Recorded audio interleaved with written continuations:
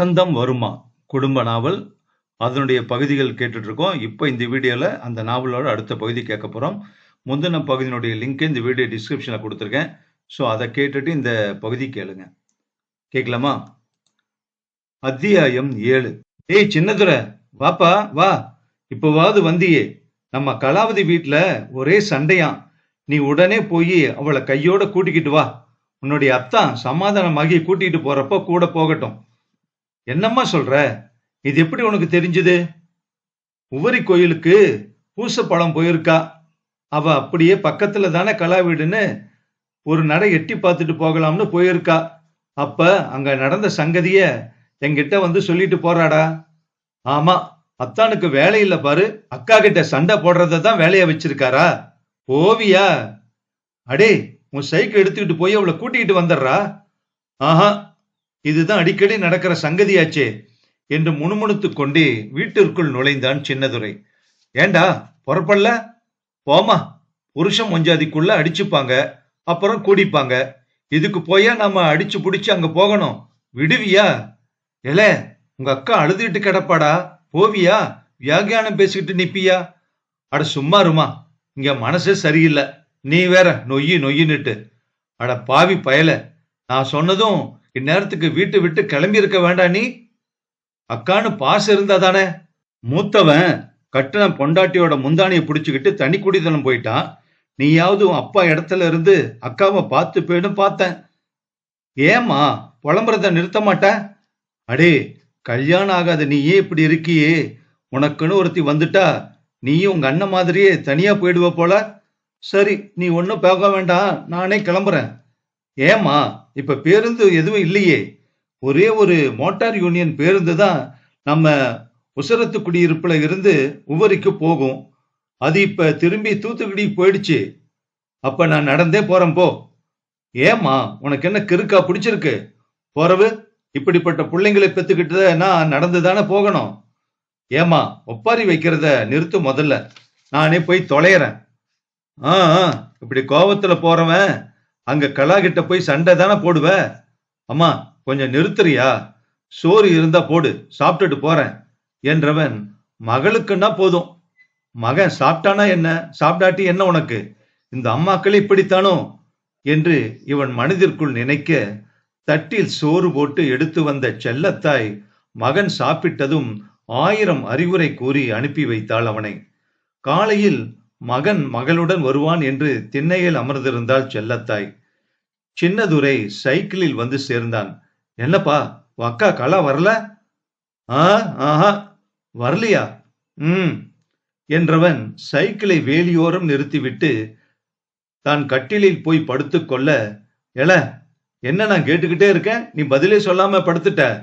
இதோ பாருமா, பொண்ணை கட்டி கொடுத்துட்டா அவ புகுந்த வீட்டுல எப்படி சமாளிக்கணுங்கிறதையும் கத்து கொடுக்கணும். அதை விட்டுவிட்டு ஊனா இங்க கூட்டிட்டு வந்துடுன்னா குடும்பமா இருக்காது, பாத்துக்கோ. என்னல பேசுற? கலாக்கா, நீ போடா, நான் பாத்துக்கிறேன்னு என்ன அனுப்பிட்டா. இவ ஏதோ கிரைண்டர் கேட்டாலாம், வாங்கி தரேன்னு சொன்னவரு இப்ப கையில காசு இல்ல, அடுத்த மாசம் வாங்கிக்கலாம்னு சொல்லியிருக்காரு. உடனே இவ சத்தம் போட்டு ஊரை கூட்ட, இந்த உப்பு பொறாத விஷயத்த கொண்டாந்து ஒரு பொம்பளை உங்கிட்ட சொல்ல, உன்னுடைய மக என்னை வெளியே தள்ள, ராத்திரி முழுக்க நான் தூங்காம சைக்கிளை மிதிச்சு வந்திருக்கேன் பாரு. என்ன விடு, 2 மணி நேரமாவது நான் தூங்கணும், சொல்லிவிட்டேன் என்றவன் முதுகை காட்டியபடி படுத்துக்கொள்ள, டே சின்னதுரை, மணி 9 ஆச்சு, இன்னும் எழும்பாம இழுத்து போத்திக்கிட்டு தூங்க போற தோப்பு துறவுன்னு போக வேண்டாமா என்று செல்லத்தாய் அவனை தட்டி எழுப்ப வாரி சுருட்டி கொண்டு எழுந்து அமர்ந்தான். ஏமா, மணி 9 ஆயிடுச்சா? அட, இன்னும் கொஞ்சம் முன்னாடி எழுப்புறதுக்கு என்னம்மா என்றவன் புலக்கடை பக்கம் நகர, என்னமோ இவன் போய் தான் நாத்து நடுவுல மாதிரி இல்ல எகர்றான். என்னமோ ஆபீஸ் உத்தியோகம் பாக்குறாப்ல, தாமதமா போனா உள்ள விடமாட்டாங்களோ துறைய. வாரி விடாத, கஞ்சியை ஊத்துமா, குடிச்சுக்கிட்டு நான் கிளம்புறேன். கும்பாவட்டிலில் கஞ்சியும் கிண்ணத்தில் துவையலும் டம்ளரில் கருப்பட்டி காஃபியும் எடுத்து வந்து திண்ணையில் வைக்கவும் அனைத்தையும் 5 நிமிடத்தில் காலி பண்ணிய சின்னதுரை, அப்ப நான் வரேமா என்று ஒரு வெட்டறிவாளை எடுத்து இடுப்பில் சொருகியவன் தோப்பை நோக்கி தன் சைக்கிளை செலுத்தினான். என்றாவது அந்த சித்திரலேகா வந்திருப்பாளா என்று மனம் கேள்வி கேட்க, பார்க்கலாம் என்று 20 நிமிடத்தில் தோப்பிற்கு வந்திருந்தான். சைக்கிளை உள்ளே கொண்டு வந்து வேப்பமர நிழலில் ஸ்டாண்ட் இட்டு பூட்டினான். படலையை கட்டியவன் தென்னந்தோப்பை பார்வையிட்டான். தேங்காய் பறிப்பவனுக்கு சொல்லிவிடணும் என்றவாறு வாழைத்தோப்புக்குள் வந்தான். எல்லா வாழைகளும் இப்போதுதான் குலை தள்ளுகிறது. இன்னும் 2-3 மாதங்கள் ஆகும். சாயும் நிலையில் இருக்கும் வாழைகளுக்கு முட்டு மரம் கொடுக்க வேண்டும். அடுத்ததாக பழ மரங்கள். கொய்யா இப்போதுதான் பிஞ்சு போட்டிருக்கு. மா இப்பதான் பூ பூத்திருக்கு. சப்போட்டா காய்கள் கனிய காத்திருக்கு, பறிக்க சொல்லணும். முருங்கை மரங்கள் காய்த்து ஓய்ந்துள்ளது. அவ்வளவு கட்டைகளையும் அப்புறப்படுத்திவிட்டு புதிதாக நடணும். முந்திரியும் பூ வச்சிருக்கு. அடுத்ததாய் 3 வரப்பு முழுவதும் பருத்தி செடிகள். இன்னும் 2 வாரத்திற்கு பருத்தி எடுக்கும் வேலை இருக்கிறது. கடைசியாய் கால்நடைகளுக்காக தீவனம். அடுத்தது நன்றாக வேலி அடைத்து ஆடுகளும் மாடுகளும் மேய்ச்சலுக்கு எல்லாவற்றையும் சுற்றி பார்த்துவிட்டு வரப்பு மேட்டில் வந்து குந்தினான் சின்னதுரை. மணி 10 இருக்குமே, இன்னும் வேலைக்கு வர்ற பொம்பளைங்களை காணமே என்று அவன் நினைக்கவும் 7-8 பேர் சிரிப்பும் கலகலப்புமாக கையில் பெட்டியுடன் வந்து கொண்டிருந்தனர். அட, இன்றையாவது இந்த சித்திரலேகா வருவாளா என்று கூர்ந்து பார்க்க, அவள் வந்த மாதிரி தெரியவில்லையே என்று நினைத்து கொண்டான். போச்சா, இன்றைக்கும் அவள் வரவில்லை. இன்றும் அவள் அம்மாவுக்கு சரியாகவில்லை போல. விஜயக்கா கிட்ட கேட்டுட வேண்டியதுதான் என்று இவன் நினைக்க, அந்த விஜயாக்காவும் வரவில்லை. சரிதான், நேர்ல போய் பார்த்துட்டு வந்தால் என்ன நினைத்து கொண்டான். ஐயோ, அவ அப்பா வேற மொடா குடிகாரனாமே, ஏதாவது ஏடா குடமா ஆயிடும். என்னம்மா, வேலை செய்யறவங்க இப்படி உச்சி வெயில வந்தா இப்படி? சரி சரி, சுருக்க வேலையை பாருங்க என்று அவர்களை வேலை செய்ய ஏவினான். பின்னர் தண்ணீர் பாய்ச்சும் தங்கதுரையிடம் வந்தான். என்னன்னே, எல்லா வரப்புகளுக்கும் தண்ணி சரியா பாயுதா என்று வினவ, அதெல்லாம் ஒண்ணுமில்ல என்றவன் ஒரு வரப்பில் தண்ணீர் நிறைந்து மண் பீய்த்து கொண்டு போகவும் அதை பார்த்து பரபரப்புடன் சரி செய்ய ஓடினான் தங்கதுரை. என்று தலையசித்தபடியே சப்போட்டா பறிக்க வந்திருக்கும் சபரியிடம் வந்தான் சின்னதுரை. என்ன சபரி, என்ன கூட வர சுடலையை எங்க காணோம்? வேற வேலைக்கு அனுப்பியிருக்கியா? இல்லப்பா, இன்னைக்கு அவனோட உறவுக்காரங்க இறந்துட்டாங்க. அவன் அங்க போயிருக்கான். யாருன்னு அது? அதான் இங்க வேலைக்கு வருவாங்களே கமலம்மா. அதான்ப்பா, சித்திரலேகா அம்மா. அவங்க உடம்பு சுகம் இல்லாம நேத்தே இறந்துட்டாங்க. இன்னைக்கு அடக்கம். நெஞ்சில் தக்கையாக அதிர்ந்தவன், அடடே, அதான் இந்த பொண்ணு வேலைக்கு வரலையா? பாவம்பா அந்த பொண்ணு. அப்ப மொடா குடிகாரன். அம்மாவும் துணைக்கு இல்லாம போயிடுச்சு. போ, இனிமே என்ன செய்ய போகுதோ என்றவாறு சப்போட்டா மரங்களை அவன் ஆராய, இவனும் எப்படியாவது அந்த வீட்டிற்கு போய் சித்திரலேகாவை பார்க்க வேண்டும் என்று சைக்கிள் இருக்கும் இடத்தை நோக்கி நடையை எட்டி போட்டான் சின்னதுரை. அத்தியாயம் 8. விட்டத்தை வெறித்தவாறு உட்கார்ந்திருந்த தன் அக்கா லட்சுமியின் அருகில் வந்தமர்ந்த சரஸ்வதி அவளது கையை வாஞ்சையுடன் எடுத்து தன் மடியில் வைத்துக் கொண்டாள். அக்கா, நீ இப்படியே இருந்த ஆச்சா? நீ காதலிச்ச அந்த ஆளுக்கு அவரோட மாமன் மகளை வலுக்கட்டாயமா திருமணம் பண்ணி வச்சுட்டாங்களாம் அவங்க வீட்டுல. இனிமே நீ படிப்ப தொடரலாமே. என்னடி சொல்ற? அந்த வசந்த் திருமணம் பண்ணிக்கிட்டானா? ஐயோ ஐயோ, இந்த அப்பா என் வாழ்க்கையே பாழாக்கிட்டாரே என்று தன் தலையில் அடித்துக் கொண்டு அவள் அழ, அப்போது சரஸ்வதி தன் அக்காவை வெறுப்புடன் பார்த்தவாறு, நீ என்னுடைய படிப்போட உன்னுடைய வாழ்க்கைக்கும் சேர்த்து சாபுமணி அடிச்ச. அப்பா உன்னுடைய வாழ்க்கைய காப்பாத்தி என் வாழ்க்கைக்கு கொல்லி வச்சுட்டாரு. இப்ப என் வாழ்க்கை தான் கேள்விக்குறியா இருக்கு. அதனால மூளையில் உட்கார்ந்து அழ வேண்டியவ நீ இல்லடி, நான் தான். ஏய் சரசு, நீ என்னடி சொல்ற? இனிமேலாச்சும் இந்த காதல் கன்றாவின்னு அலையாம கல்லூரிக்கு போய் உன் படிப்பை கண்டினியூ பண்ணுன்னு சொல்றேன். ஏய் சரஸ்வதி, இப்படி படிப்பு மேல மோகம் உள்ள நீ ஏண்டி நடந்த கல்யாணத்தை தடுக்கல? உனக்கு ஒத்த கால்ல நின்னு கல்யாணத்தை நிறுத்தி படிச்சிருக்க வேண்டியதுதானே? ஆமா, ஏன் சொல்ல மாட்ட? இந்த அப்பா அவரோட கௌரவத்துக்காக என் வாழ்க்கைய பலி கொடுத்துட்டாரே. ஏய் சரஸ்வதி, ஏண்டி இப்படி பேசுற? என் வாழ்க்கை தானே பாழாச்சு. உனக்கு புருஷன் வீடு இருக்குல்ல, வாய மூடுக்கா. அந்த ஆளு சரியான அம்மா கோண்டு. அந்த அம்மாவோ கடைஞ்செடுத்த ராட்சசி. ஒரு நாள் கூட அந்த வீட்ல என்னால குப்பை கொட்ட முடியல. அதனால இனிமே நாங்க போக போறதாவே இல்ல. இங்க இருந்துகிட்டே என் படிப்பை கண்டினியூ பண்ண போறேன். என்ன, நீ படிக்க போறியா? ஆமா, நீ மட்டும் காதல் கன்றாவின்னு அலையாம ஒழுங்கா படிச்சிருந்தா 10ஆம் வகுப்பு முடிச்ச எனக்கு இந்த நிலைமை வந்திருக்குமா? ஒண்ணு, நீ கல்யாண நாளைக்கு முன்னாடியே ஓடி இருக்கணும். அப்படி இல்லாம அங்க கரெக்டா மாப்பிள்ள முன்வாசல்ல வராரு, நீ பின்வாசல் வழியா கம்பிய நீட்டிட்ட. அப்பா ஏற்கனவே ஜாதி விட்டு கல்யாணம் பண்ணி சொந்தமும் உடன்பிறப்பும் தன்னை நல்லது கெட்டதுக்கு கூப்பிடல, மதிக்கலன்னு மன உளைச்சல்ல இருக்காரு. இந்த நேரத்துல நீயும் படிக்காம வேத்து ஜாதிக்காரனை காதல் பண்ற விஷயம் தெரிஞ்சதும் தன்னுடைய ஜாதிக்காரனை எதுவுமே விசாரிக்காம உனக்கு திருமணம் பேசிட்டாரு. இந்த நேரத்துல நீ ஓடி போனதால சொந்தக்காரங்க மத்தியில அவமானப்பட்டு நின்னாரு அப்பா. இவன் குடும்பத்துல இனிமே எந்த ஜாதியும் கலந்துக்கும் என்று எல்லாருமே கிண்டல் பேசி சிரிக்கவும், தன்னுடைய ஜாதிக்கார பையனுக்கு எப்படியும் தம் பொண்ணை கட்டி தரணும்னு ஒரே வேகத்துல என்ன கட்டாய கல்யாணம் பண்ணிக்க வச்சுட்டாரு. இதெல்லாம் தெரியுமா உனக்கு? அந்த நேரத்துல அவருக்கு அவரோட கௌரவம் தான் முக்கியமா போயிடுச்சு. அதனால என்ன பலி கொடுத்துட்டாரு. இப்ப நீ கூட சுதந்திரம் ஆயிட்ட. ஆனா நான் தூண்டில்ல மாட்டின மீன் மாதிரி துடிச்சுக்கிட்டு இருக்கேன். தப்பு செஞ்சது நீயும் அப்பாவும். ஆனா தண்டனை கிடைச்சது என்னவோ எனக்கு. நான் படிக்கணும், ஆசிரியை ஆகணும்ங்கிறது தான் என் கனவு. அதை நான் அடையணும், அடைஞ்சே தீரணும். என்னடி பேசுற? இது கண்டிப்பா நடக்காது. இந்த அப்பா நம்மளை படிக்க வைக்க கண்டிப்பா சம்மதிக்கவே மாட்டாரு. நீயாவது அப்பாவை எதிர்த்து பேசுற. ஆனா என்னால அவரை எதிர்த்து ஒரு வார்த்தை கூட பேச முடியாதுரே. எதிர்த்து பேச தைரியம் வராது. ஆனா வேறொரு ஜாதிக்காரனை இழுத்துட்டு போக மட்டும் தைரியம் வரும். அப்படித்தானே என்று கத்தினாள் தங்கை. என்னடி சரஸ்வதி இப்படி பேசுற என்றாள் லட்சுமி அதிர்வுடன். அப்போது அப்பா வர விதிர் விதித்து போனார்கள் இருவரும். ஏண்டி லட்சுமி, 2 நாளா பேச்ச வராம கிடந்த, இன்னைக்கு பேச்சு வந்துடுச்சா உனக்கு?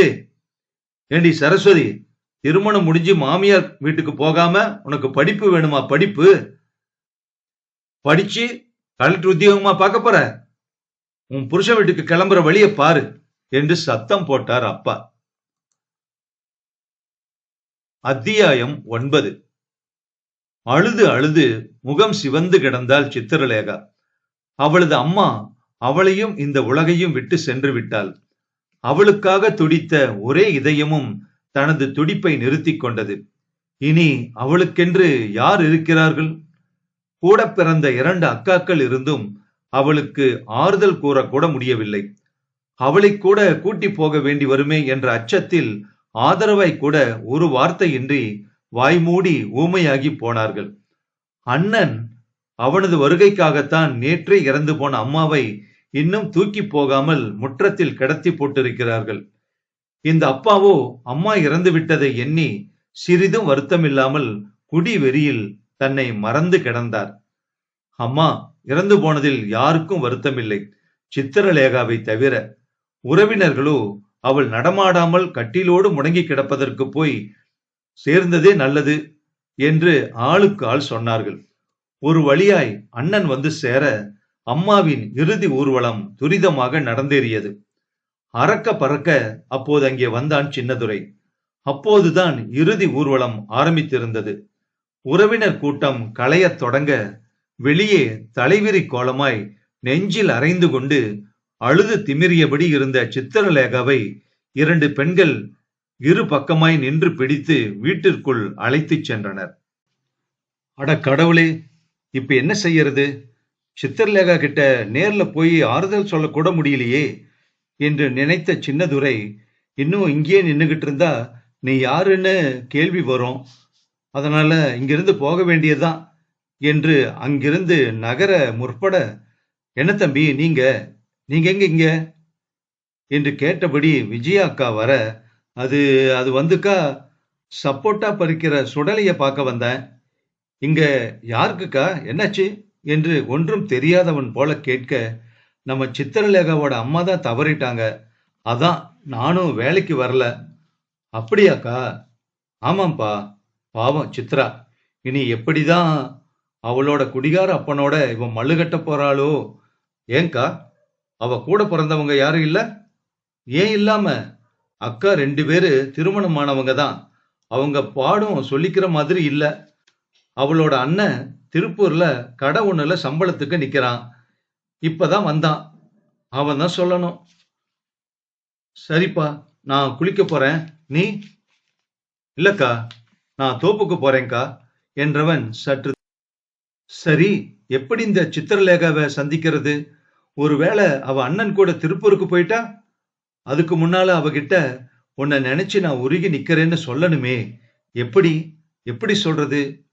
ஒன்றுமே புரியவில்லை அவனுக்கு. என்று பலவித சிந்தனையில் உழன்றபடி தோப்புக்கு வந்து சேர்ந்திருந்தான்.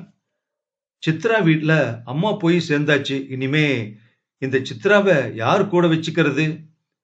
2 உடன்பிறப்புகளும் தங்களால் முடியாது என்று கூறிவிட, அண்ணனும் நானே அங்க ஒண்டி கட்டையா அந்த கடையோட மாடியில தங்கியிருக்கேன். நான் எப்படி இவளை கூட்டிட்டு போக முடியும்?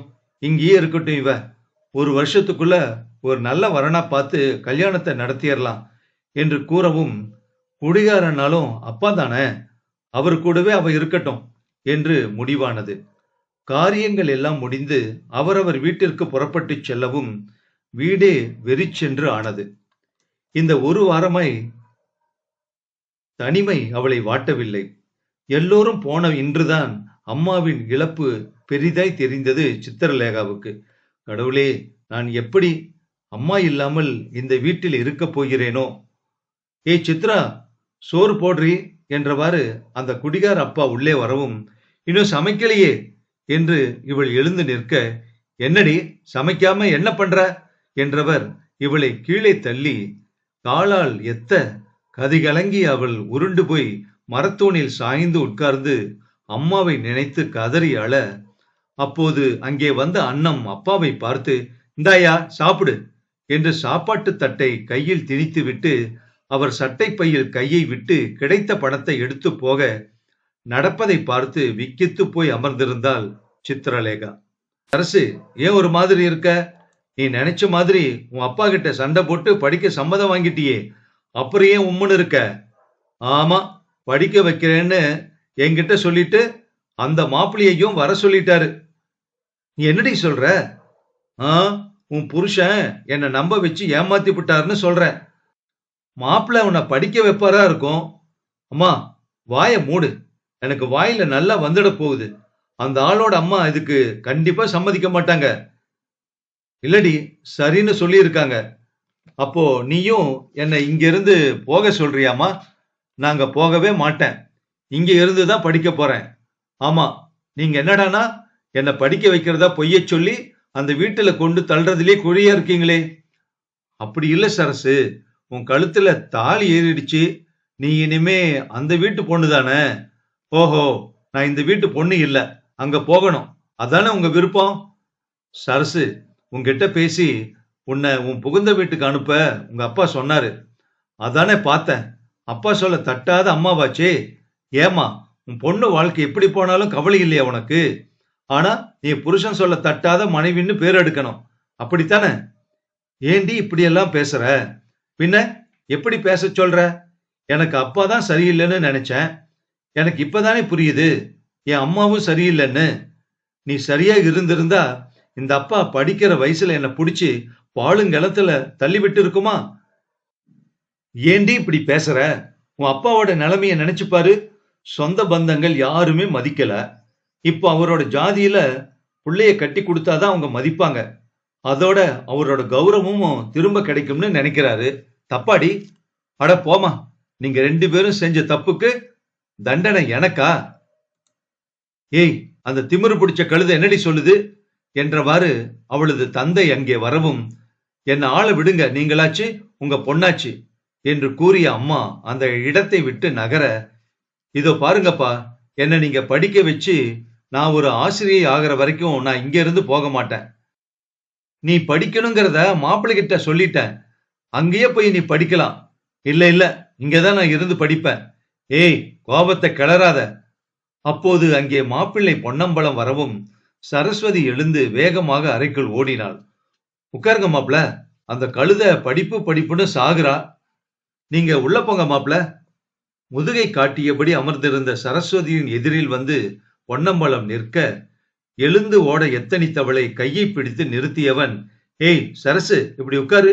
உங்ககிட்ட நான் கொஞ்சம் பேசணும். இதோ பாருங்க, நீங்க என்ன பேசினாலும் நான் உங்க கூட அங்க வரமாட்டேன். நான் உன்னை படிக்க அனுப்புறேன்னு சொன்னா கூட வரமாட்டியா?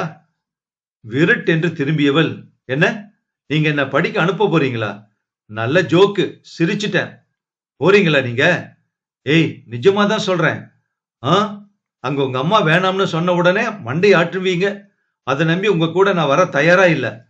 அட, உன் அப்பா தான் செலவு செய்வார்னு சொன்னா எங்க அம்மா ஒண்ணுமே சொல்ல மாட்டாங்க என்றவனை அதிசயமாய் ஏறெடுத்து பார்த்தாள் சரஸ்வதி. காலை டிஃபன் முடித்து பெட்டியும் கையுமாக கணவனுடன் கிளம்பும் மகளை பார்த்து பூரித்து போனாள் அவளது தாய். அம்மா, இவரும் என்னை படிக்க வைக்கிறதா சொல்லிட்டாரு. அதான் இப்ப இவரு கூட நான் போறேன் என்ற மகளை நெகிழ்ச்சியோடு பார்த்தாள் தாய். தந்தையோ சிலையாக அமர்ந்திருந்தார். திடுமென தன் தமக்கையின் அருகில் வந்தவள், நடந்தது எல்லாம் கெட்ட கணவன் நினைச்சு மறந்துட்டு நீயும் கல்லூரிக்கு போக பாரு என்றவள் புறப்பட்டாள். என்னங்க, மாப்பிள்ளை கிட்ட என்ன சொல்லி இங்க வரவழைச்சிங்க என்ற மனைவியிடம், என் மகளை அரசு பள்ளியில சேர்த்துடுங்க, சின்ன சின்ன செலவுகள் தான் வரும், நான் பாத்துக்கிறேன்னு சொன்னேன். அதான் படிக்க வைக்கிறேன்னு சொல்லி கூட்டிட்டு போறாரு. இன்னும் அவரோட அம்மா என்ன பிரச்சனையை கிளப்புமோ யாருக்கு தெரியும். எப்படியோ போக மாட்டேன்னு ஒரு மாசமா அடம் பிடிச்சிட்டு இங்கேயே இருந்தவள இப்போ கிளப்பி விட்டாச்சு. எல்லாம் பகவான் செயல் என்று அவர் மேலே கையை காட்ட, எல்லாமே உங்களோட தந்திரம்னு சொல்லுங்க என்ற மனைவியை அவர் முறைக்க அவள் உள்ளே ஓடிவிட்டாள். நேற்று போன மகளை இன்னும் காணோமே என்று சத்தம் போட்டு ஊரையே கூட்டியிருந்தாள் ஆனந்தக்கனி. அப்போது அங்கே வண்டியில் தன் மகன் மனைவியுடன் ஜோடியாய் வந்து இறங்க, இதோ வந்துட்டானே பொன்னம்பலம், அவன் மாமியார் வீட்டுக்கு போயிட்டு ஒரு நாள் ராத்திரி தங்கிட்டு மனைவியை அழைச்சிட்டு வந்திருக்கான். அதுக்குள்ள இந்த கிழவி சத்தம் போட்டு ஊரையே கூட்டிடுச்சே என்றவாறு கூடியிருந்த 4-5 பேர் கலைந்து செல்ல, ஏல பொன்னம்பலம், இந்த எடுபட்ட சிறுக்கிய கூட்டி வர போனவன் என்கிட்ட ஒரு வார்த்தை சொல்லல. இல்ல, நான் என்ன பண்ணேன் தெரியுமா? நேத்து ராத்திரி நீ வரலன்னதும் உன்னுடைய அண்ணன் அருணாச்சலத்தை அனுப்பி உன்னுடைய மெக்கானிக் கடையை பார்த்துட்டு வர சொன்னேன். அவன் பார்த்துட்டு வந்து பூட்டி கிடக்குதுன்னு சொன்னதும் உன்னை காணமேன்னு ராத்திரி முழுக்க தூங்காம பித்து பிடிச்சாப்ல திண்ணையிலேயே உட்கார்ந்துட்டு இருந்தேன்டா. நீ என்னடானா என்கிட்ட ஒத்த வார்த்தை கூட கேட்காம அவளை கூட்டியாந்துருக்க. என்கிட்ட சொன்னா நான் வேணாம்னு சொல்லிடுவேன்னு தானே சொல்லாம கொள்ளாம கூட கூட்டிட்டு வந்திருக்க. ஆமா, இவன் இன்னைக்கு என்னமோ தூக்கல தொங்கிட்டா, திரும்பவும் கூட்டிட்டு வந்திருக்க. அப்ப கயிறு அருந்து விழுந்து பொழைச்சுக்கிட்டா, திரும்பவும் அப்படி செஞ்சுக்கிச்சு தொலைச்சா என்ன பண்ணுவ? ஆமா, அவன் இன்னைக்கு என்னமோ தூக்கல தொங்கிட்டா, திரும்பவும் கூட்டிக்கிட்டு வந்திருக்க. அப்ப கயிறு அருந்து விழுந்து பொழைச்சுக்கிட்டா, திரும்பவும் அப்படி செஞ்சு செத்துக்கித்து தொலைச்சா என்னடா பண்ணுவ? அம்மா, முதல்ல வழிய விடு. எல்லாத்தையும் வாசலையே வச்சு பேசணுமா? வீட்டுக்குள்ள போய் பேசலாமே. பேசுறது இந்த மனுஷன் தானா? இவருக்கு இப்படி கூட பேச வருமா என்று அவனை ஏறெடுத்து பார்த்தாள் சரஸ்வதி. எலே, புது பொண்டாட்டி முன்னாடி குரலை உயர்த்தி பேசினா நான் விட்டுடுவனா? இனிமே நீங்க 2 பேருமே என்கிட்ட சொல்லாம ஒரு புள்ள கூட புடுங்க முடியாது. இதுக்கு சம்மதம்னா உள்ள போங்க, இல்லையா இப்படியே வந்த வழியே போயிடுங்க என்ற ஆனந்த கனியை வெறுப்புடன் பார்த்தாள் சரஸ்வதி. டேய், உன் பொண்டாட்டி கிட்ட சொல்லி வை, இப்படி முறைக்கிறது, சொல்லாம கொள்ளாம அப்பா வீட்டுக்கு போறது, இதெல்லாம் செய்யாம இருந்தா இந்த வீட்டுல இருக்க முடியும். இது நானும் என் புருஷனும் சேர்ந்து கட்டின வீடு என்று கிழவி வீராப்பை சொல்ல, அம்மா, நீ சொல்றபடியே நடந்துக்கிறோம், உன்னுடைய புலம்பல கொஞ்சம் நிறுத்து என்றவாறு பொன்னம்பலம் உள்ளே செல்ல, பின்னாடியே சரஸ்வதியும் போக, ஏய் நில்லுடி, என்னை எதிர்த்து எதையாவது செஞ்சா இந்த வீட்டு விட்டு போக வேண்டியதான் என்று மிரட்டிய கிழவி எழுந்து உள்ளே போக, இந்த மண்ணு வச்சு கட்டின ஓட்டு வீட்டை வச்சுக்கிட்டு இந்த கிழவியோட அலப்பற தாங்க முடியல என்று மனதிற்குள் திட்டியபடியே உள்ளே சென்றாள் சரஸ்வதி. ஏங்க, உங்க அம்மா பண்றத பார்த்தா நீங்க என்ன படிக்க அனுப்புவீங்களா? வாய மூடு. என்ன, என் வாய் அடைக்கிறத பார்த்தா என்ன படிக்க வைக்கிறதா பொய் சொல்லி கூட்டிக்கிட்டு வந்தீங்களா? ஏய், சத்தமா பேசாத. இப்பவே நீ பள்ளிக்கூடம் போக போறியா? இன்னும் பள்ளிக்கூடம் தொடங்க 10 நாள் இருக்கு. அதுக்குள்ள அம்மா கிட்ட அனுமதி வாங்குறது என்னுடைய வேலை. போதுமா? அவங்க அனுமதி தரலனா தருவாங்க. ஒருவேளை அவங்க அனுமதி தரலனா நீ தாராளமா உன் வீட்டுக்கு போகலாம் என்றவனை அதிர்ச்சியுடன் பார்த்தாள் சரஸ்வதி. இந்த நாவலோட தொடர்ச்சி அடுத்த பகுதியில கேட்கலாம்.